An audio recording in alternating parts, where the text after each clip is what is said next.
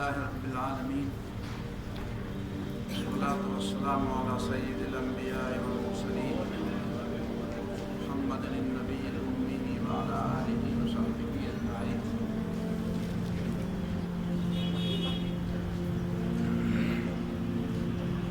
پرون یو خبر ډیره زیاته اهمه ده. حضرت عمر بن عبدالعزیز رحمه الله په دې سیرت کې هغه ذکر ضروري و چې کله د عمر بن عبدالعزیز رحمه الله د مرګ سازش خپلو خلکو د خاندان خلکو او 1000 دینار یې راجمع کړو او د هغه یو غلام له یې ورکړو چې ته ول زهر ورکړه. عمر بن عبدالعزیز ته پته ولګېده چې ما له چا زهر راکړ. معلومات یې وکړل نو خبره په غلام باندې هغه باندې ټکی شو، ثابته شو. هغه یې راوغوښته، ورته ویې دا کار دې ولې و؟ وایي بس د پیسو په لالچ کې راغلم. 1000 دینار غټ شی دی، د سونې سکې دي. 1000 دینار لکه نن سبا 1000 ډالر 1000 پاونډ اوس هم ډېر شی دی. ناولې ورته وی هغه پیسې راوړه. پیدا چې دې خلکو تاله درکړي دا هم دي چې ته آرامې راجمع کړې دي. نو هغه پیسې راواغوستې، په خپله ورته پته لګېده چې زه اوس مرم شهید کېږم. خو د بیت المال ورسره دونه غم و چې دا د مسلمانانو بیت المال دی، دا تا ته د دې خبرې حق نشته. تا چې اخېستې دا پیسې دې په غلطه طریقه اخېستې. نو دا پیسې ترې راواغوستې، هغه په بیت المال کې داخلې کړې. دا ډېره اهمه خبره. او بیا هغه ته وایي چې تخته ما معاف کړی، خو چې د څوک دې مړ نه کړي. ځه ورکه خپې وباسه چېرته، زه راته څه نه وایم. د خپل وس د حده پورې حضرت عمر بن عبدالعزیز هغه څه وکړو چې کوم یو انسان په وس کې نه دي. دا د ده د وس نه بهر خبرې وې دا چې کومې وکړې. دویمه یو خبره ډېره زیاته اهمه ده، هغه دا ده چې موږ پر یې کیسو کې اورو، څه به رښتیا وي څه به دروغ وي. بعضې کسانو ته خو رښتیا منسوبې دي، ډېرې لویې لویې خلکو لیکلي دي چې فلانکی شهزاده و او هغه ته تخت میلاو شو او هغه تخت له لته ورکړه او لاړه او کوم کشکول یې ځان له واغېسته او د سمندر په غاړه اباد شو، یې باچایي په تندر ولګوه، لته یې وله ورکړه. دا د اسلام طریقه نه ده. دې سړي که دا کار کړی نو دا به ده په ښه نیت کړی، هغه ته به خدای اجر ورکوي. خو دا د علم کار یې نه دی کړی. دا د علم تقاضا نه ده. د علم تقاضا دا دی تا ته قوت میلاوي، نو دا قوت نه د اسلام دپاره فایده واله ځان له تیماله که نه. ته چې بادشاه یې او ستا فقیري خوښه ده، نو د دې خامخا دا مطلب دی چې ته بادشاهۍ له لته ورکې. لته ورکول داسې لکه عمر بن عبدالعزیز چې وله ورکړه، چې بادشاهي کوله او په بادشاهۍ کې فقیري کوله. چې ته وایې چې زما دا فقیري په بادشاهۍ کې خرابېږي، نو ستا دا فقیري بیا دا د علم په بنیاد نه ده. اخلاص ښه شی دی، اخلاص به در پکې وي. داسې نه یم چې اخلاص به پکې نه وي. کېدای شي الله تعالی وله اجر هم ورکړي. الله تعالی خو هغه چا هم اجر ورکوي چې کوم بظاهر داسې خبره کوي چې خبره اړوده کولو نه ده، خو د هغه د عقل مطابق همغه وي. نو دا د الله تعالی په مخ کې او د پیغمبر په مخ کې دا یو بېله موضوع ده. خو قرآن کې الله تعالی وایي لا تقدموا بین یدی الله ورسوله لا ترفعوا اصواتکم فوق صوت النبي ولا تجهروا له بالقول كجهر بعضكم لبعض ان تحبط اعمالكم وانتم لا تشعرون. د پیغمبر په مخ کې به په زوره خبره نه کوې، کني عملونه به دې برباد شي او تا ته به پته هم نه وي چې زما ټول عملونه برباد شو. د پیغمبر په مجلس کې چې کښېنې نو عقل به مخې ته ږدي. ستانه به بې خیالۍ کې داسې خبره وشي چې تا ته به پته نه یو عمل به دې برباد شوی. خو د خدای په مخ کې چې خبره کوې نو الله تعالی د خپل پیغمبر په مخ کې د بېادبۍ نه برداشت کوي، د چا بېادبي نه برداشت کوي. ان تحبط اعمالکم، عمل به دې بربادېږي. خو د خپل ځان په حق کې چې یو سړی د خپل عقل مطابق خبره کوي، الله تعالی ته پته ده چې ده له ما څومره پوهه ورکړې ده. که هغه د بېادبۍ خبره هم کوي نو الله تعالی یې برداشت کوي. زه خیر دی دا بیا یو صحیح روایت کې راځي موسی علیه السلام د یو سړي په خوا تېرېدو، شپنکۍ خو پېژنې که نه ګډې بېزې ساته. نو هغه به دا ګردان کړو چې خدای پاکه ته به کوم ځای ته به وږی شوی چې زه دا باندې پی وڅکم د دې ګډو بېزو. او ستا جامې به خیرنې شوي چې زه دله جامې وینځم او ستا په خپو کې به غني تلي چې زه د خپو نه غني وباسم دا خبرې کولې موسی علیه السلام ورته یا خدای بنده دا څه شوی الله تعالی څه مخلوق خو نه دی چې هغه باندې دا راشي ده جامې خیرنې شوې او وږې شو تږې شو په خپو کې غني لاړې څه بني ادم خو نه دی دا مه وایه چپ شه دا د ګناه خبره کوي سړی اوس غلی شو خو زړه یې جوش کوي چې دا مې اوس وویل د هغه د مینې همدغه انداز و د هغه همدغه مرپویه وه نو الله تعالی موسی علیه السلام ته ویې پرېږده چې ویې وی دا غلطه خبره کوي ویې پرېږده چې ویې بس زه د ده نه په دې خوشحالېږم د ده هم دومره عقل دی د ده هم دومره پویه ده دا دی چې څه کوي دا په بېادبۍ دا بېادبۍ کې نه راځي د ده پویه دومره دی دی نه خو په دې نه پوهېږي د ده ما همدغه مرپویه ورکړې ده سورة الانعام کې الله تعالی فرمایي هو الذي جعلكم خلائف الارض ورفع بعضكم فوق بعض درجات ليبلوكم فيما آتاكم الله تعالی تاسو د ځمکې واکداران کړئ او چاله څه زیات ورکړه او چاله څه کم ورکړه د چا مرتبې اوچتې کړې د چا یې لاندې کړې په څه کې عقل کې په پوهه کې په مال کې په دولت کې په اختیاراتو کې چا یې ډېر ورکړو چا یې کم ورکړو لیبلوکم فیما آتاکم دې لپاره چې چا له څه ورکړو په دې کې به دی ازموي چا سره ډېر څه دي دی په دې ډېرو کې ازموي چا سره لږ څه دي دی په دې لږو کې ازموي وان ربک سریع العقاب وانه لغفور رحیم بیا به الله تعالی حساب کتاب کوي چې چا د خپل کیپیسټي د خپل ګنجایش مطابق څومره عمل کړی بس دا بنیادي خبره نو دا چې دا کومه کیسې موږ او تاسو ته ښکاري دا کیسه به په دې انداز کې نه اوري چې دا کار به ټیک کړی دی زمونږ بعضې سادهګان ملګري داسې خبره وکړي بیا د هغې خبرې به مطلب نه پوهېږي نو هغه وایي چې وره ورته هغه فقیر و او دغه او باچا شو باچایي یې دته ورکړله او بیا سمندر ته لاړه او هلته کې چې نه سړی ورپسې ورغی ورته وایي چې دا دې څه وکړه او ستنې دغه ته واچو دا ټولې خبرې به په خپل ځای دا به په خپل ځای خو دا د امت مسلمه لپاره معیار نه دی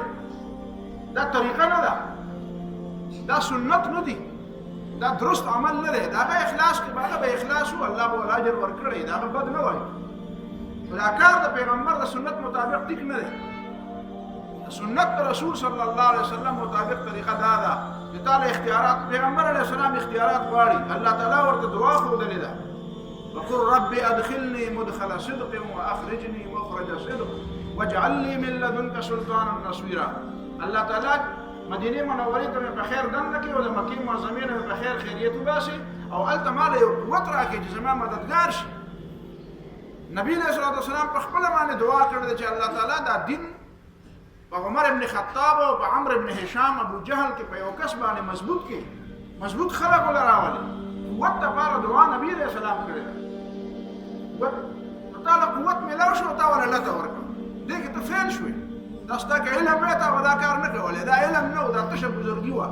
دا چې بې علمه شیخي کړي وي دله دغه کفر بس دی بې علمه شیخي سړی کفر ته رسوي دا ګناه ده علم دا ټول علم امام دی عمل مقتدي دی دا څنګه مقتدي چې ته د امام نه مخکې کېږي زموږ والد صاحب داسې عالم خو نه و چې څوک به د امام نه مخکې کېدو نه هغه ته ویې ته لږ دلته راشه وی د دې وی دونه نه هغه لږه خبره سخته وه دا په ما په ژبه کې سختي ظاهره خبره ده څه خانداني اثر خوري هغه ته به وایي چې دونه نر یې چې د امام نه مخکې سلام وګرځوي نو هغه به سر ښکته کړي نو وی مخکې دې شي دې له سره ځي او مخکې دې سر سره راپورته کوي سلام خو داسې مخکې نه شي ګرځولی هغه به داسې نو دا علم د امام نه ته مخکې تللی نه شي نو د امام نه مخکې سره به کته بره کېږي امام علم امام دی عمل مقتدي دی عمر ابن عبدالعزیز نه دا زده کړه بزرگی و بادشاہی دواړه د عمر ابن عبدالعزیز نه زده کړه چې عمر ابن عبدالعزیز په شان بزرګ به ته بل پیدا نه کړي په وروستو خلکو بادشاهي پرېښوده نه هغه په دې پوهېده چې دا کار ضروري دی اختیارات ضروري دي دا اختیارات چې ما سره نه وي بیا به یو بل بدماش سره چې بدماش سره یې به د بدماشۍ لپاره به دې کار دا چې بل ته حواله کړو نو ته خو ښه وي تا سره ښه دا اختیارات که تا سره دا اختیارات ښه ته خو د دنیا طلبګار نه وي تا ولې پرېښودو کوم کچکول دې واغېزه د سمندر غاړې ته لاړې ته به هلته ناست وې تا به دا نور خلک هم سم کړي وې د ځان په شان به دې کړي وې دا عمر ابن عبدالعزیز دا کار دویمه خبره نن دا کوو د حسن بصري رحمه الله په سیرت باندې خبره کوو مختصره خبره څلور طریقې دي د اصلاح لپاره د انبیاو نه بعد یو طریقه هغه د چې کوم امام حسین رضی الله تعالی عنہ اختیار کړ. دویمه طریقه هغه چې کوم عمر ابن عبدالعزیز رحمه الله اختیار کړ. درېمه او څلورمه طریقه هغه ده چې کوم د حضرت حسن بصري په سیرت کې ده. دا درې واړه کردارونه به ډېر یاد ساتل غواړي. دا به بنیاد زموږ د روژې د ټولو درسونو دا درې سړي به زموږ د ټولو روژې د درسونو بنیاد دي. چاته یاد دي چې امام حسین څه کړي، چاته یاد دي چې عمر ابن عبدالعزیز څه کړي، او چاته یاد دي چې حسن بصري رحمه الله څه کړي. یو طریقه د اصلاح دا ده چې امام حسین وکړه، چې راپاڅېدو د هېچا یې ونه منله، هېچا یې ونه منله. د نږدې ملګرو، د خپلوانو، د دوستانو، د رشته دارانو، صحابه پکې وو. د یزید بیعت یې ونه کړ. خلکو په دې زمانه کې مولانا مودودي باندې سوالونه کړي چې یاره ټوله دنیا د یزید بیعت کوي، امام حسین به هم کړی وی که نه؟ مولانا ولا جواب ورکوي چې امام حسین نو کړی نو چاته څه حق حاصل دی چې هغه بیعت کوو؟ زه داسې نه یم چې ته خلکو ته دا وایې چې ټولو خلکو بیعت وکړو، امام حسین به هم کړی وی. زه دا وایم چې امام حسین بیعت نه کوو نو له خلکو څه کار و چې بیعت یې کوو؟ امام حسین ته د عام سړی ښکارېږي. د امام حسین پېژنې چې څوک دی. دا اولنۍ طریقه وه. خو دې طریقې باندې د الله تعالی ډېر خصوصي مدد غواړي. دا د الله تعالی له طرف نه څه خاص رهنمایي، څه خصوصي فیصله یي. لکه تا ته ما په اول ورځ په دې باندې پوره بحث کړی او که هغه د یاد وي او بیا ځان ته دوباره راتازه کړه. دا د الله تعالی خصوصي مدد غواړي. دا هسې نشي کېدی. خاص مدد غواړي د الله تعالی نه. دویم عمر ابن عبدالعزیز چې په حکومت کې یو داسې سړی را پیدا شي چې هغه اصلاح وکړي. په حکومت کې دا هم د الله تعالی مدد دی. دا داسې نه کېږي چې ته به یو سړی تیار کړې او هغه به بیا حکومت ته ورولې او دا د الله تعالی یو نظام دی. مصر کې الله تعالی اصلاح کول غوښتل. هغه تېره زمانه کې الله تعالی یوسف علیه السلام په کنعان کې پیدا کړو، بیا په رومو کوهي ته واچوو، بیا په قافلې باندې راویستو، بیا هلته په یو کور کې غلام کړو، بیا جیل ته ولېږو، بیا په جیل کې د خوب تعبیرونه کول، بیا بادشاه باندې خوب ولیدو، بیا بادشاه تعبیر و او بادشاه په دې پوه شو چې دا سړی خو په جیل کې نه دی پکار. راویستو د هغه اخلاق، د هغه کردار، د هغه سیرت هغه په دې مصر کې دونه مشهور شو چې د هر چا په ژبه دا یو خبره وه چې د زلیخې مسله راغله نو هر چا په ژبه دا یو خبره وه چې یاره په مصر کې داسې یو جوان دی، داسې یو هلک دی او داسې پاک دی لکه فرشته، د فرشتې نه ډېر زیات پاک. ان هذا الا ملک کریم. ملک فرشته ده او کریم په فرشتو کې بیا ډېره لویه فرشته ده. چېرته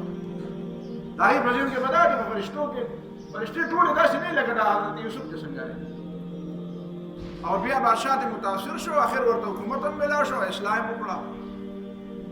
دومره اصلاح یې وکړه چې بیا فرعون د هغه نوم د هغه په مخ کې فرعون په مخ کې رجل مؤمن د هغه نوم ذکر کوي نو فرعون ښکته ښکته ګوري.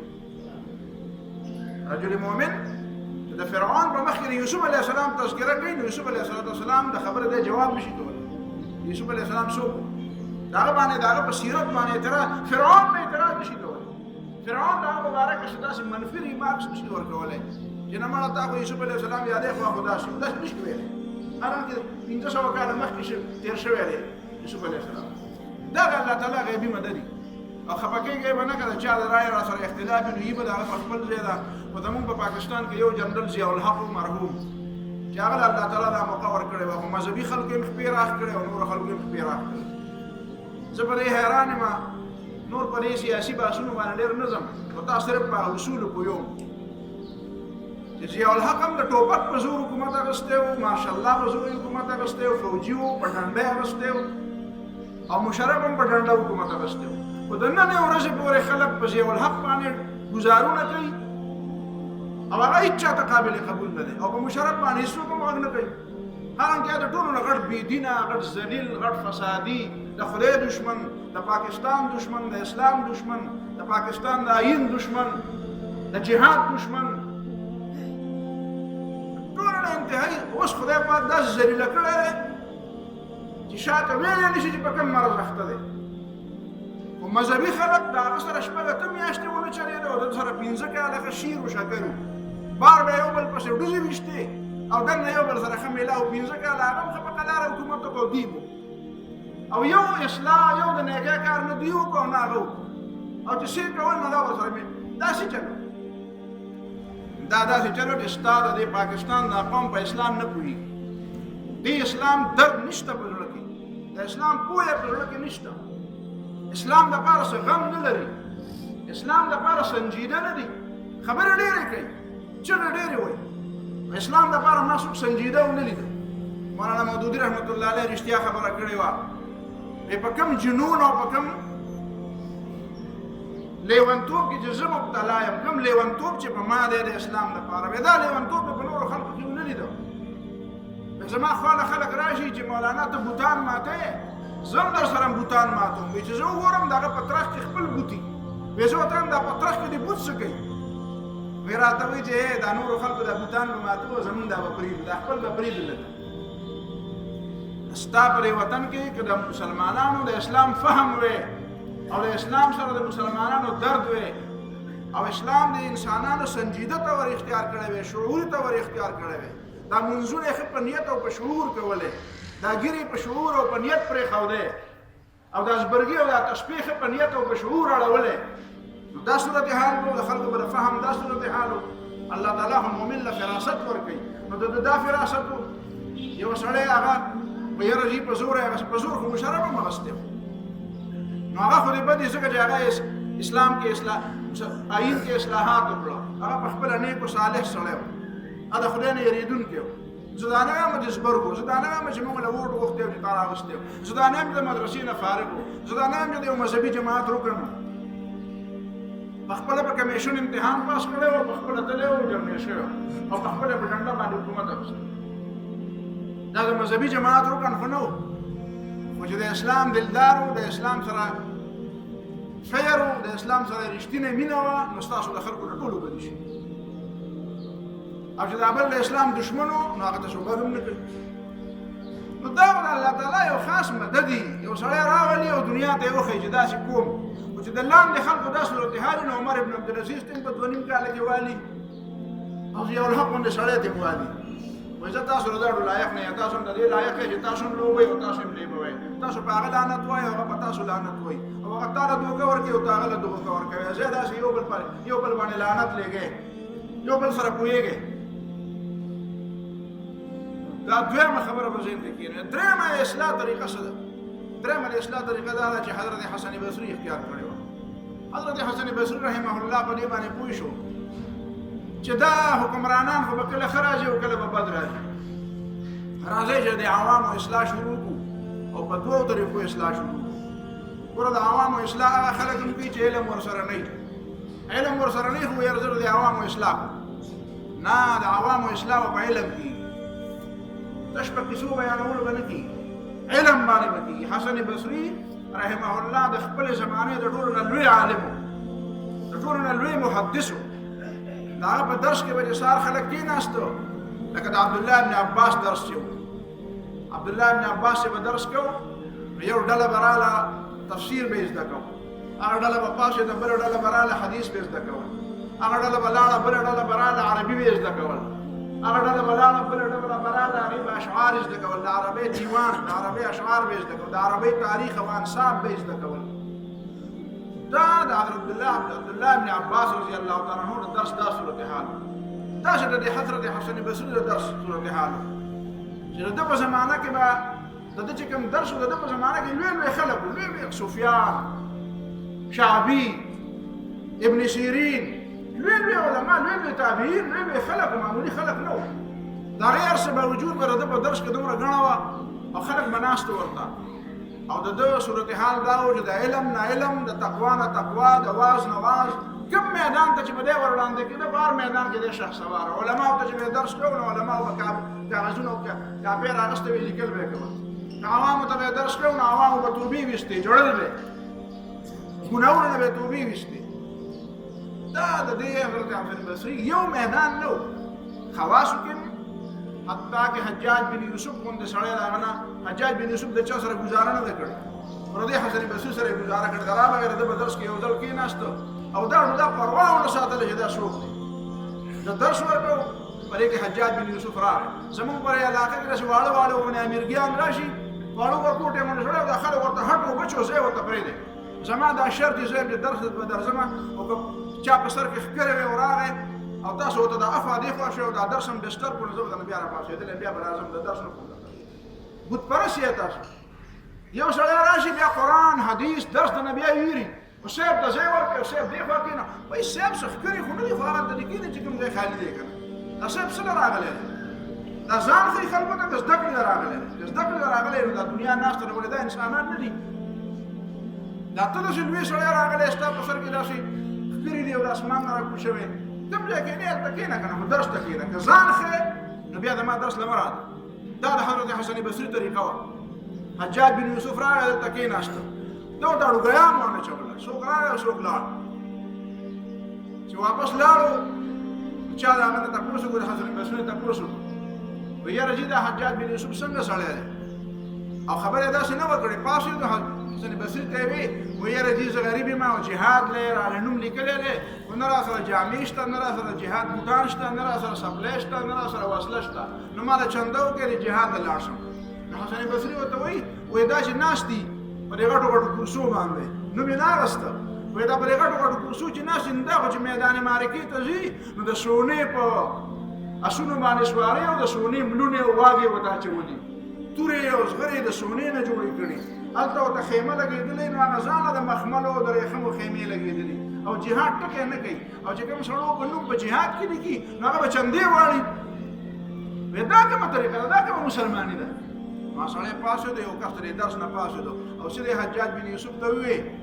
ورته یې ویې په تا پسې فعل ته ویې ستا به مخکې خو یې راته څه ونه ویې خو وروسته دې پسې خبره وکړه چې دا به جهاد داسې د نوم نمایش دپاره ځي او چې کوم د جهاد دپاره په رښتیا معنو ځي د هغې سره د جهاد دپاره بوټان او وسلې دپاره پیسې هم دی وایي دا خو یې ته یاد کړې هغه وایي ښه زه یې یاد کړم یو د سوال جواب ورته وکړې حسن بصري ته یې ویې د حجاج مخې ته راشه حجاج دې غواړي حجاج چې به څوک وغوښته خو د هغې مطلب به دا و چې سر به دې کټ کړئ نو حضرت حسن بصري وایي صحیح ده چې مې غواړي نو لاړم ورغی وایي دا تا ما پسې داسې ویلې وایي او داسې مې وویل نو هغه ورته چې ګوره دا خلک را پسې چې دغه کوي او بلوه جوړی نو وایي خیر دی د ما پسې پروا نشته خو هسې که نه لکه که مهرباني را سره وکړي او لږ غونې ګزاره را سره وکړي نو ښه به نه وي نو واپس چې راغی نو خلکو دا خیال و چې حسن بصري به چې راځي نو څنګه چل به وي حسن بصري راغی او خندلې خلکو ته یې څه چلو شو وایي څه چلو شو ګیلې راته وکړه او خبره ختمه شوه ګیلې راته وکړه دا بیا یې خلکو ته وایي چې ای خلکو تاسو درس تر دې دپاره کښېنئ ته د خپل ځان د اصلاح دپاره کښېنئ که ته جاسوس یې ته دې دپاره کښېنئ چې هلته ډایري ورکړي وایي د دې دپاره مه کښېنئ که نه به دې درس کې د دې دپاره کښېنئ چې که ځان اصلاح کول غواړئ دې دپاره کښېنئ دا حسن بصري رحمه الله دا همه جهتي اصلاح یې وکړه عمر ابن عبدالعزیز رحمه الله ته خط لیکلی دی د ده نه پس چې کوم بیا وروسته هشام ابن یزید ابن عبدالملک د عمر ابن عبدالعزیز نه پس راغی هغه ته یې خطونه لیکل بادشاهیانو ته به یې باقاعده خطونه لیکل او بادشاهیانو به د هغه خطونه او د هغه نصیحتونو ته وکېښودو عام علما عام خلک هم تیارول او داسې یو فضا یې باقاعده تیاره کړې وه چې د ده نه بعد بیا 22 کاله دی چې کله وفات شو په 110 هجري کې نو د ده نه 22 سال بعد بیا د بنو امیه حکومت ختم شو دې معنا دا ده چې ده ورله جرړې داسې جرړې ورله داسې خوړلې وې د داسې کار په عوامو کې داسې کار کړی دویم هلته دا صورتحال و چې د حضرت بصري رحمه الله په دې زمانه کې په دې حکمرانانو کې چې دا کوم د عمر ابن عبدالعزیز نه بعد او د هغه نه مخکې چې دا کوم دا ټول دورونه ده لیدلي وو دا حسن بصري رحمه الله چې دی په سن 21 هجري کې پیدا دی د ده د پیدایش قسم ډېر عجیبه ده دا بله نیمګړې خبره مې پرېښوده دا مخکې به درته بیا ووایم حسن بصري حسن د ده نوم دی دا نوم وله چا ایښودی دا وله حضرت عمر فاروق رضی الله تعالی عنه ایښودی دی چې کله پیدا شو د ده مور چې وه خیره د دې نوم و دا د ام سلمه رضی الله تعالی عنها د نبي علیه السلام بیبي چې ده د هغې خدمتګاره وه د ده پلار یسار چې دی دا د حضرت زید بن ثابت آزاد شوی غلام نو دا حضرت حسن بصري په 21 هجري کې د حضرت عمر رضی الله عنه دور خلافت کې پیدا شو نو مور یې وړو حضرت عمر فاروق رضی الله تعالی عنه ده وایي چې ده ته اذان هم ووایه او ده له تحنیک هم وکړه تحنیک دا مطلب چې یو ماشوم نوی پیدا شي نو هغه زمانه کې د ټولو نه ښه سړی چې څوک وي ښه عالم وي ښه دیندار سړی هغه له به یوسي او هغه به وله په خوله کې کجوره داسې لږه غوندې معده کړي او بیا به وله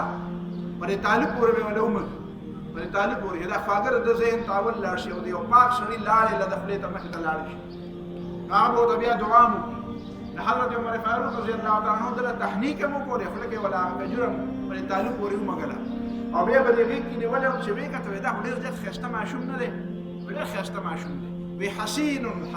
ډېر ښایسته دی. وی یاره که زما خوښه مې نو زما خوښه کوې نو ده حسن نوم کېدی، حسن. نو بیا ورته دعا وکړه، وی الله تعالی علم وله ورکړي او الله تعالی تقوا وله ورکړي. نو حضرت عمر خو بیا حضرت عمر رضی الله تعالی عنه دغه دعا خو الله تعالی قبوله کړه. هغه ځان له لوی ولی الله خدای خبر دا خلک ولی الله څه ته وایي چې حکومت کې نه نو دا ولی الله یا د ګوټ کې ناشې دته دا ولی الله ښکاري. دا د ولایت دا ترجمه او دا مطلب بلک بدل کې په ځای کې ولایت دغه ته نه وایي. حضرت عمر لوی ولی الله، دا عمر ابن عبدالعزیز لوی ولی الله، دا حضرت حسن بصری یو کمال د بلم دی. ام سلمه رضی الله تعالی عنها چې د نبی علیه الصلوة والسلام بیبي ده او د هغې خو د مخکې نه ماشومان وو، نو هغې خدمت به کو د ده د مور خیره د ده مور د هغې خدمت به یې کو. چې کارونه به یې کول نو ده به ژړل، هغه خبره د ماشوم نو دې د ام سلمه رضی الله عنها راواخیست او سینې ته به یې واچو. چې سینې ته به یې واچو نو په سینه به یې وله خوله کېښوده د ماشوم. نو بعضې وخت کې ام سلمه رضی الله عنها فرمایي چې ما ته داسې محسوسېږي لکه زما په دې سینه کې چې پی راځي او دی هغه پیو باندې مشغول وي. نو ګویا کې دا د نبي علیه الصلوة والسلام رضایي زویم شو. نو بدله خو بیا هغه څه میلاو شو چې څه چاته نه و میلاو. تابعي دی، لوی تابعي دی، 130 صحابه او شاګرد دی چې په هغې کې 70 صحابه بدریان دي، د بدري صحابه او شاګرد دی. او حضرت عمر رضی الله تعالی عنه ولا په خوله کې اولنۍ لاړې ورکړې دي او د نبي علیه الصلوة والسلام د بیبي ام سلمه پی د ده په سینې ته تللي دي. نو بد دا خو بیا ډېر لوی سړی دی. نو د ده نه چې الله تعالی کوم کار واغېسته د علم په میدان کې، د تربیت په میدان کې، د خلکو د اصلاح په میدان کې، د حکمرانانو د اصلاح په میدان کې، د ده ابتدا کې ده ته به حسن لؤلؤي وي، لؤلؤ ملغلرو ته وایي حسن لؤلؤي. ده په ملغلرې خرڅولې، کاروبار به یې کوو، تجارت به یې کوو. وروستو بیا د جوانۍ نه وروستو بیا د علم طرف ته او دین طرف ته متوجه شوی دی. ښه سړی و په ابتدا کې، خراب سړی نه و، په علم ته نه و متوجه.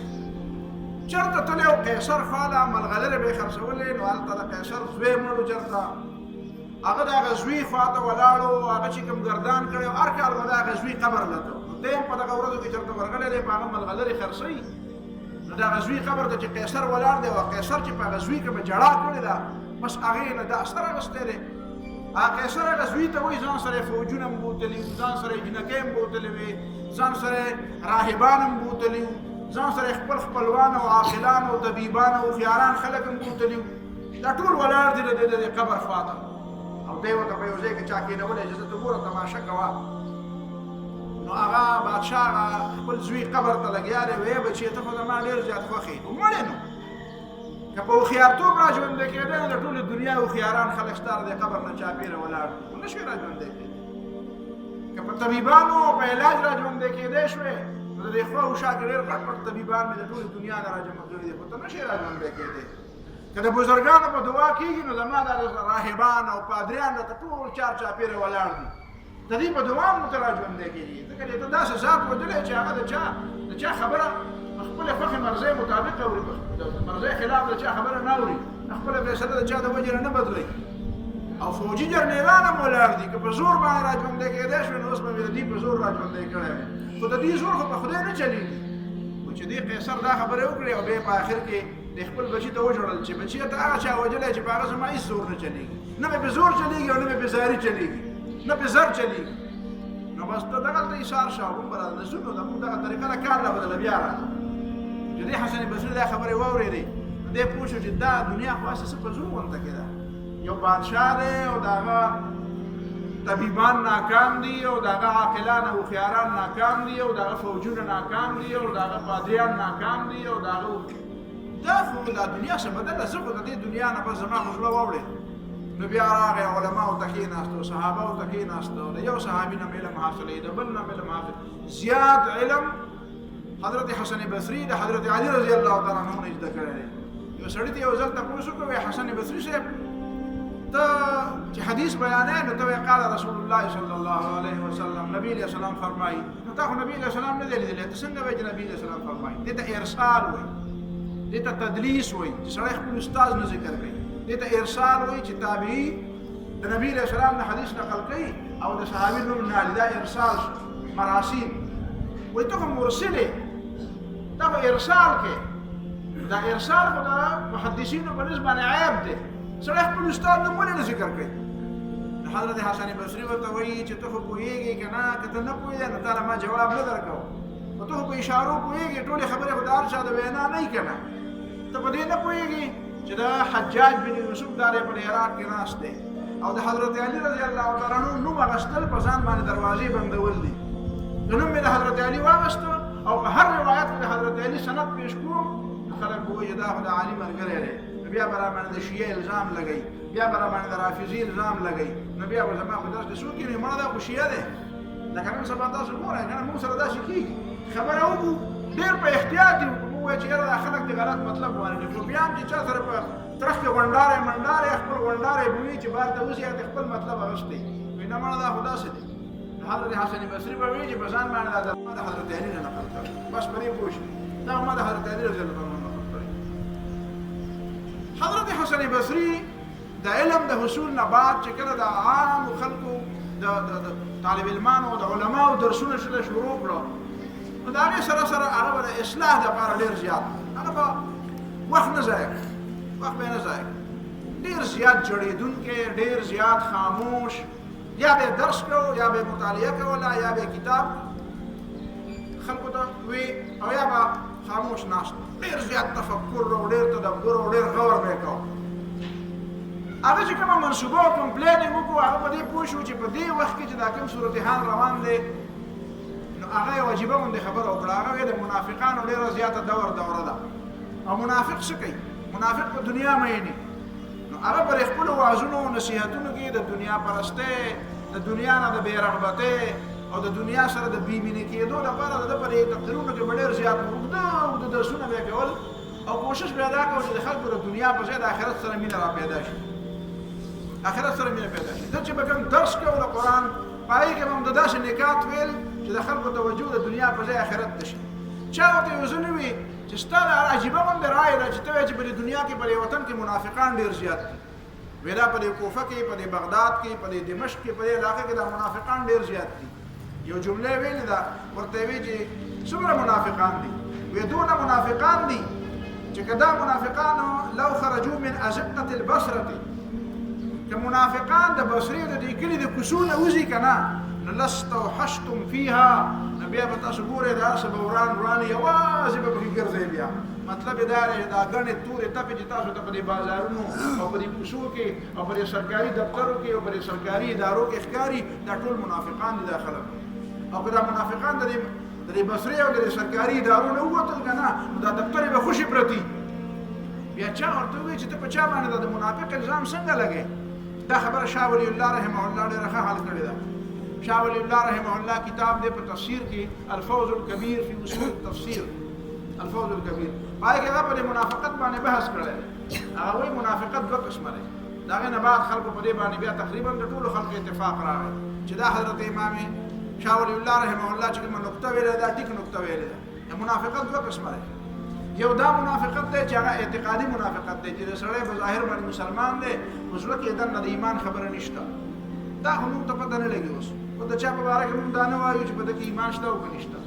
یو منافق عملي او منافق اخلاقي دی چې عمل د منافقان وي، کارونه هغه کوي چې کوم منافقان کوي. الله سره مینه نشته، آخرت سره مینه نشته، دین په دنیا باندې خرڅوي، کله ورته موقع ملاوېږي دروغ وایي، چې کله ورته موقع ملاوېږي وعده خلافي کوي، چې کله ورته موقع ملاوېږي سازشونه کوي، د اسلام خلاف هر یو کار ته تیار دی، خو ځان د دنیا جوړوي. د منافقانو همدغه کار وکړه.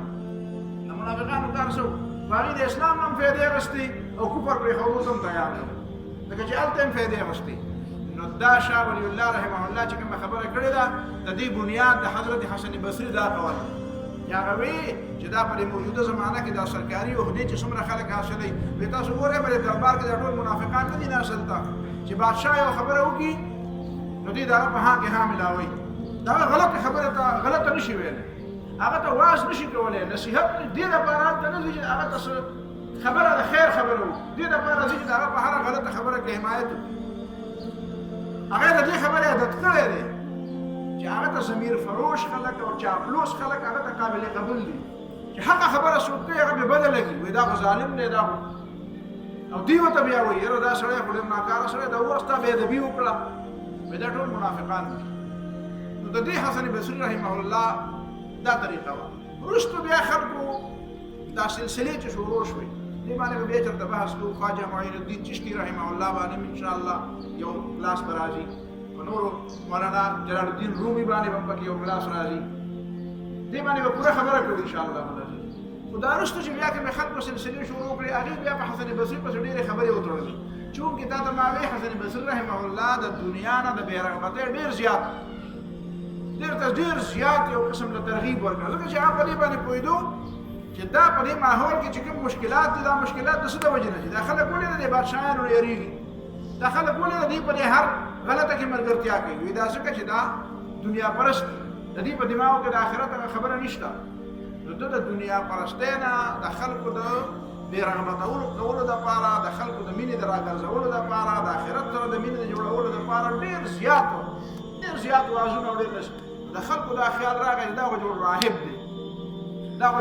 دی، دا خو تارک الدنیا فقیر دی. دا وروسته چې بیا کومه د صوفیت دا سلسلې شروع شوې نو خلکو بیا د دې سلسلې تړلې وایي دا حضرت حسن بصري ته رسېدلې ده، او حضرت حسن بصري خو د حضرت علي رضی الله تعالی عنه شاګرد دی، نو د دې ټوله سلسله حضرت علي رضی الله تعالی عنه ته. نو ته خو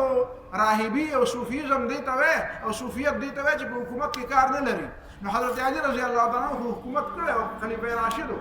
نو که دا سلسله هلته رسېدلي نو بیا د دې د حکومت سره د تعلق دا دووالی دا ته څنګه ثابتوي بیا چې یو طرف ته وایې چې د صوفیت سلسله حضرت علي رضی الله تعالی عنه ته رسېدلې ده، او بل طرف ته وایې چې صوفیت جدا شی دی، حکومت او دنیا جدا شی دی. نو حضرت علي ته چې سلسله رسېږي حضرت علي خو خلیفه رضی الله تعالی عنه. بیا که ته حضرت حسن بصري ته دا سلسله رسېږي نو حضرت حسن بصري رحمه الله خو د حجاج بن یوسف غوندې خلکو، د هشام ابن عبدالملک غوندې خلکو، او د یزید ابن عبدالملک غوندې خلکو سره بحثونه کړي دي، مناظرې کړي دي ورسره. ته سره هم خلکو ډېرې مناظرې کړي دي. ظاهره خبره ده چې علماو سره خلک مناظرې کوي. نو دا څنګه سلسله ده چې رسېدلې حضرت حسن بصري ته ده، او بیا د دنیا د کار سره کار نه دی لرلی، ځکه چې صرف تا ته د دنیا دا بې رغبتي دې ته راواغېسته او د دنیا د اصلاح دا طریقه دې ته پرېښوده. دا هغه درېیمه او څلورمه طریقه ده چې زه تا ته وایم. د اصلاح دپاره تا ته ما وایي د اولنۍ دوه طریقې چې کومې دي، د کومه د امام حسین رضی الله تعالی عنه طریقه ده او د حضرت عمر ابن عبدالعزیز طریقه ده. دا خو د الله تعالی په مدد کېږي. دا درېیمه طریقه چې د کومې حضرت بصري رحمه الله دا طریقه ده، دا ته هم کولی شې او زه هم کولی شم. اول کې تاجر و، کاروبار و، د مرغلرو کاروبار یې کړو، غټ مالدار سړی و، بیا دا پرېښود او علم یې شروع کړو. ته هم علم شروع کړه، که نه مطالعه شروع کړه. شاشي یو کتاب دی، شاشي اصول شاشي په دې مدرسو کې په اوله درجه کې ویلی کېږي. درته د مصنف مطابق بعض علماو لیکلي دي، وایي ده په سپینګیرتوب باندې علم شروع کړو. سپینګیری او استاد ته راغی علم یې شروع. نو استاد ورته اولنۍ جمله دا وویله چې وایه دا زده کوه چې قال الشیخ جلد الکلب لا یطهر بالدبغ. استاد مې ویلي دي چې د سپي څرمن په رنګ کولو باندې نه پاکېږي. نو ته زوتو چې سبا راغی تپوس یې ته وکړو، وایي وایه سبق دې زده کړی پرونی وی یا وی وایه څه دې ویلي؟ وی قال الکلب جلد الشیخ لا یطهر بالدبغ. سپي راته ویلي دي چې د استاد څرمن په رنګ کولو نه پاکېږي. هغه ورته وایي خیر دی ټکي زده کړي، خو ترتیب دې پکې غلط کړی دی، ترتیب دې پکې وران کړی دی، ترتیب ولې ټیک کړه. او هغه بیا دومره همت وکړو او دومره ځان تکړه کړه چې هغه بیا په اصول فقه کې کتاب ولیکه. نو دا تا ته چا ویلي ته علم نشې حاصلولی؟ علم حاصل کړه. دا د حضرت حسن بصري پرې سیرت کې یو سبق دار. دویم سبق پای کې دا دی چې هغه د خپلې زمانې د بیمارۍ تشخیص وکړو. یو عالم مثال په خپل ماحول کې د یو بهترین معالج او د یو بهترین ډاکټر چې هغه د بیمارۍ معلومات کوي چې په دې ماحول کې کومې بیمارۍ عامې دي. دا زموږ په میډیکل کالجونو کې دا د پبلک هیلث یو کمیونټي یو شعبه، پبلک هیلث یو شعبه، هغې دا معلوموي چې په دې ماحول کې کومې غلطۍ دي، کومې کمزورۍ دي. خلک د صحت په اصولو باندې چې عمل نه کوي، دا به د صحت د اصولو ته څنګه راولو؟ کله ورته د صفایه خبره ورته کوي، کله ورته د مسواک خبره کوي، کله ورته د کوڅو د صفایه خبره کوي، کله ورته د اوبو د صفایه. دا د یو بهترین معالج طریقه ده چې هغه په دې پوهېږي چې زما دا زه چې د چا معالج یم دې کې کومې بیمارۍ دي. داسې نه چې په پوهه نه یم خو بس ویم نه، اول به د دې علاج حضرت حسن بصري د دې باقاعده علاج وکړو. هغه په دې پوه شو چې دلته منافقت ډېره لویه بیماري ده. او د دې بیماری علاج دا یوازې په واز او په نصیحت نه کېږي، دا په زبردست علم باندې کېږي، دا په زبردست تقوا کېږي، دا په زبردست قربانۍ کېږي. هغه خپل ځان د دې لپاره قرباني ورکړه. هغه ډېر شاګردان تیار، هغه علمي خلک هم تیار کړو، هغه حقو خلک هم تیار کړو، او هغه په عوامو کې نفوذ وکړو چې یوازې دا نه چې علما به زده کړي او د عوام به د هغې نه بې تعلقه نه، عوام هم په دې تربیت کې راوسته.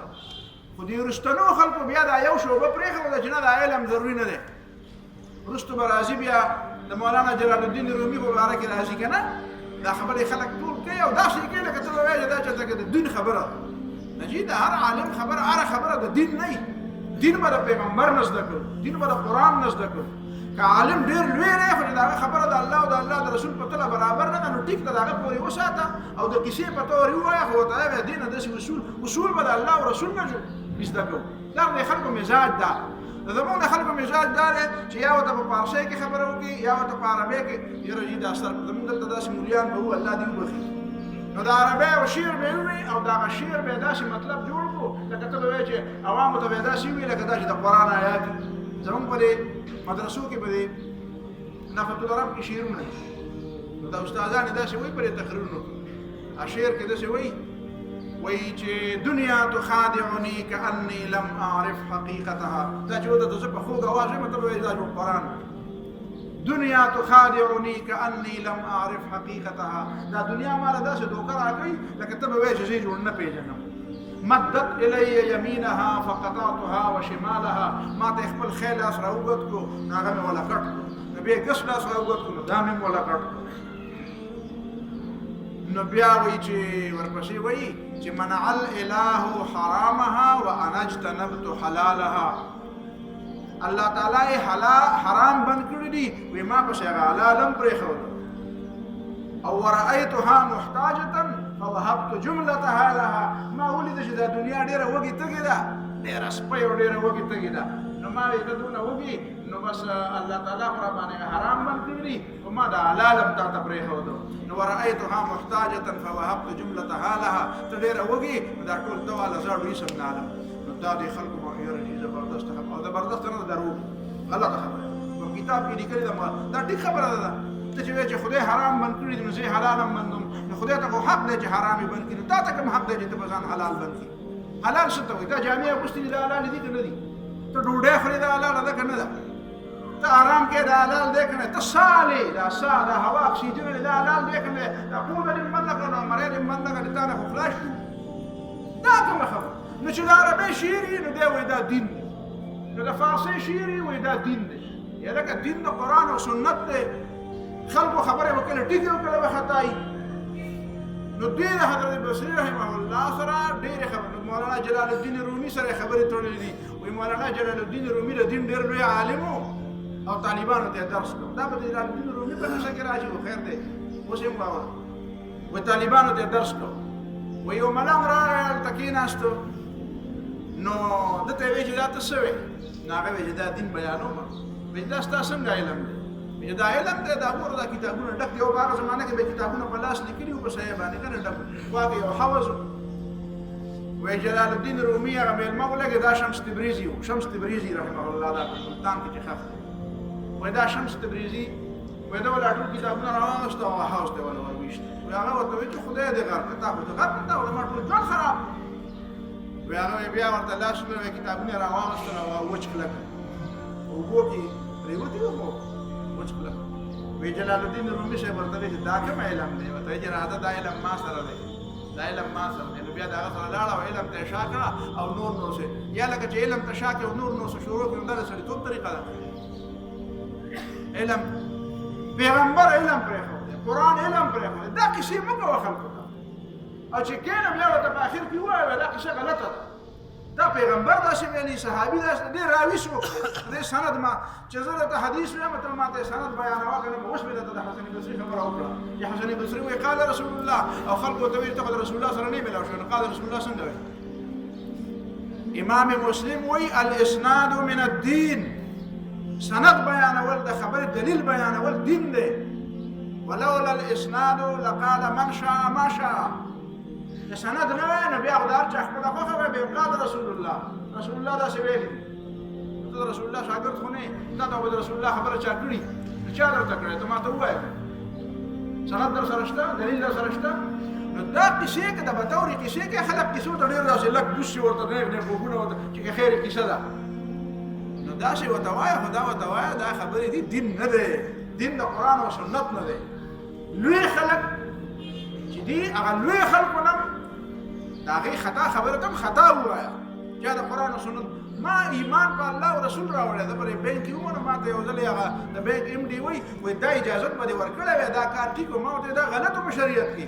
ما ته وایي زه په دوبۍ کې پاتې شوی یم په دوبۍ کې اسلامي بینک و او په هغې کې دا کار غلط نه و ما ورته دا آمنت بالله ووایه نو آمنت بالله وملائکته وکتبه ورسله نو ما یوه دوبۍ یې خو دې پکې ونه وی ته خو پکې ما ته دوبۍ یم یادېږي زه په دوبۍ کې پاتې شوی یم هلته په اسلامي بینک کې دا شی جایز و ما یې په آمنت بالله کې یو بل ټکی دننه کړه چې یوه دوبۍ یې وینا دا خو پکې نشم ما چې وکتبه ورسله پکې په کتابونو او رسولانو کې خدا نشته او که په دوبۍ کې نو په دوبۍ زما ایمان نشته نو دوبۍ ما ته په ایمان د ایمان په سلسله کې د ایمان په تفصیل کې راته دوبۍ مه وایه نو ته پکې راته نور سړي مه وایه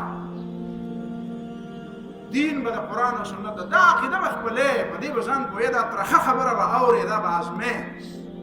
دین به د الله او د الله د رسول نه زده کې دین به د الله او د الله د رسول نه زده او د هر سړي چې خبره خطا په ته دا خبره دې ټیک ده بس دا په خپل ځای کې ده زه ابراهیم ابن ادهم ته غلط سړی نه وی زه د دعا کوم ډېر لوی سړی وم زه وایم دا خبره د علم نه وه که علم یې وی د به تخ نه پرېښود ټیک ده ته خلکو ته ووایه چې ډېر ښه زبرګو او چې بلکل زبرګو الله به بخلی زه هم چې خدای دې وبخي ښه سړی و نور دې خدای پاک وبخي الله دې ورله درجې اوچتې کړي خو د هغه دا سنت زما لپاره دلیل نه دی زما لپاره د رسول الله صلی الله علیه وسلم سنت دلیل دی زما لپاره د عمر فاروق رضی الله تعالی عنه سنت دلیل دی زه عمر ابن عبدالعزیز ته خلیفه راشد ویم زما لپاره د امام حسین سنت دلیل دی دا سنت دلیل نه دی ابراهیم ابن ادهم سنت دا زما لپاره سنت نه دی خبره ټیک ده په خپل ځای هغه ټیک کار کړی هغه به خدای اجر ورکوي خو سنت د هغه ژوند طریقه زما لپاره طریقه د پیغمبر دلیل دی صحابي دلیل دی او د هغه چا خبره به منم چې ما د پیغمبر او د صحابو لارې نه بوځي دا هغه بنیادي خبرې دا په ذهن کې کېنوي دا حضرت حسن بصري رحمه الله چې کومې اصلاحات کړي د هغې نه بیا وروسته مسلې دا جوړې شوې موږ په دې وجه په دې باندې دا نوم په دې وجه ایښودی چې حضرت حسن بصري ته بیا وروسته صوفیت منسوب شو دا د صوفیت نسبت حضرت دغه ته د حسن بصري ته کول دا زیاتې ورسره مه کوه هغه صوفیت چې کوم سهل تستوري و چې کوم جنید بغدادي و چې کوم شیخ عبدالقادر جیلاني و چې کوم دا حضرت حسن بصري او دا قسمه خلک دا صوفیت دا صوفیت که څوک نه مني نو هغه بیا په دین نه پوهېږي دا صوفیت چې دا کوم بیا وروستو د شریعت په مقابل کې را میدان ته شو او دا ځان له دین شو او اوس امریکایان راغلي دي او وایي چې یاره صوفي اسلام موږ ته منظور دی او جهادي اسلام راته نه دی منظور او په اسلام کې دوه ایډیشن یې راویستې او دا د دې دپاره کوي چې هلکه فلانکی صوفي و فلانکی صوفي و او د اسلام دا ایډیشن ټیک دی او دا چې تاسو راته رانیغېږئ دا ایډیشن غلط دی د طالبانو د افغانستان د مجاهدینو او د امریکایانو په منځ کې مذاکرات دي پرون یو د مذاکراتو کې ویلي دي زلمی خلیلزاد دغه مرتد چې دی مرتد پېژنئ مرتد دا زلمی خلیلزاد افغانی دی او دا مرتد شوی دی امریکنی شوی یهودي شوی عیسایي شوی دا راغلی دی اوس هغلته د مسلمانانو سره مناظرې کوي نو هغوی ورته وایي چې امریکایان وایي چې مجاهدینو ته وایي چې خیر دی تاسو سره به بحث وکړي څه وایي هغه به ومنو خو دا جهاد به پرېږدی د جهاد دا سبقونه به پرېږدی او دا خلک به مجاهدین کول او د اسلحې به پرېږدی او د علاقې به متواله کړي او ته غړې وړې وې ته به خبره نه پوهېږې بیا د مجاهدینو چې کوم ترجمان دی د افغانستان د طالبانو شاهین سهیل شاهین هغه اخباروالاو ته انټرویو ورکړی ده ورته دا امریکایان په هېڅ هم نه پوهېږي وایي دا په داسې شاعر رانیولی چې په خپله خبره هم نه پوهېږي وایي غړې وړې وایي وایي دا څنګه تعلیم یافته ده تعلیم یافته دې ته وایي بیا ورته تا سره هم ګډو خبرې نه کوو تا سره وایي اختیار وایي ته خو د پښتو د جرګې نه هم نه خبر وایي ما سره اختیار دی چې زه په کومه خبره دستخط کوم ما اختیار راوړی جرګه دې ته وایي چې اختیار راوړي د فریق نه وایي تا له خو یو ته باره خبره باندې واشنګټن ته ټلیفون کوې هغه ته یو ځل تپوس وکړې زموږ او ستاسو څه فرق دی زموږ او ستاسو دا فرق دی چې موږ خبره وکړو تاسو وایي ورکړه موږ واشنګټن ته ټلیفون کوو او موږ دلته ناست یو شنه چیس وو په قدار احمد په بل اړولي وایي زموږ او ستا دا فرق دی موږ سره اختیار دی او تاسو سره اختیار نشته هسې لګې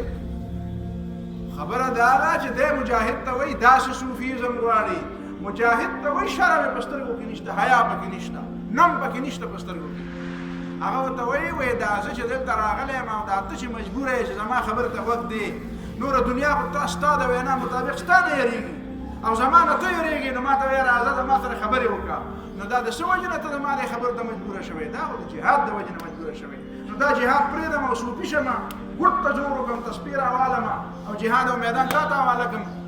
د امریکې داسې اسلام خوښ دی نو اوس د دې دپاره کار کېږي په دې خبره پوهېږي د دې دپاره کار کېږي وایي یاره جي صوفي ما دلته په یو یونیورسټۍ کې یو کلاس په کله اخیسته دلته په دې پېښور کې د نومې نالم نو هغې کې به زما په شاګردانو کې بعضې کسان به یاره جي دا صوفیزم ډېر ښه شی دی او علامه اقبال هم صوفي و نو ما ورته ویل چې علامه اقبال خو په صوفي پسې دومره غټ ډانګی راغستی دی دومره یې دا سر سروالی دی چې دومره خو هېڅ چا نه دی والی هغه وایي فقیه شهر بی رهبانیت پہ ہے مجبور کہ معرکے ہیں شریعت کے جنگ دست بدست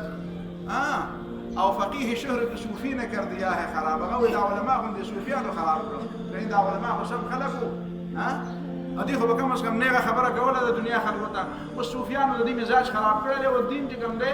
فقیه شهر بی رهبانیت پہ ہے مجبور هغه علم زده کړلی خو هغه یې ګورته کړی دی هغه هم سمه نیغه ترخه خبره نشي کولی وایي خلک به راته وایي چې ته ترخې خبرې کوې وایي دا د صوفیاتو اثرات نو ما یې د هغه اقبال خبره کې هغه وایي زما بر صوفي ام الله سلامي که پیغام خدا گفتند مارا وایي داسې صوفي صاحب او داسې مولوي صاحب ته خو زما سلامي چې ما ته قرآن او حدیث راوړو ولې تعویل شان در حیرت انداخت خدا او جبرائیل او مصطفی را خو چې دا کومه معنی ولا وکړه نو خدای پاک وایي چې دا خو ما نه ولېږلې جبرائیل وایي دا خو ما نه راوړې او پیغمبر علیه السلام وایي ما خو قوم ته او صحابو ته دا معنی نه وکړې دا صوفي صاحب چې ورته وکړه نو داسې اسلام ته ما ته وایي که د صوفیت مطلب دا یې چې دا د قرآن او د سنت هغه اصطلاح ده چې کوم ته احسان وایي چې زړه او باطن صفا کا نیت صفا کا اخلاص په ځان کې پیدا کا داسې عبادت کوه او داسې بندګي د خدای کوه چې خدای هم درته ګوري او داسې نه لکه چې ته هم ورته ګورې نو که ته ورته نه ګورې خدای خو درته ګوري نو دا خو عین دین دی خو که ستا د صوفیت نه څه بل څه مطلبي مناف علم و فراست با پر کاهی نمیگیرم که از تیغو سے پر بیگانه سعادت مرد غازی را علامه اقبال وی زه خو علم په یو ذره په یو خزلم نالمه چې مجاهد ته وایي چې توره دې کېده او ډال دې کېده او زال ته ګوټ کې کېنه دا کوم علم دی که ته ما ته دا صوفیت یادی چې مجاهد ته وایي چې ته وسله کېده جهاد پرېږده مورچه پرېږده ظالم او د باطل په سترګو کې سترګې ورکول پرېږده او ځان لالته کېنه وایي یاره جي ټول خلک ښه دي خو زه خراب یم بله ورځ راته چا یو میسج راولېږه وایي پلانکي بزرګ ویلي دي چې چا دې تپوس وکړه چې ته ښې که دا سپی ښه دی وایي هغه به ته وایي چې یاره که زه خدای ونه بخلم نو دا سپی زما نه ښه دی ما ورته د پاسه په میسج کې ولیکل ما دا بزرګ به وغریب و خو دا عالم نه و کنې ده به ورته ویلي وی چې اوس خو زه د سپي نه ځکه ښه یم چې زه لقد خلقنا الانسان فی احسن تقویم ولقد کرمنا بني آدم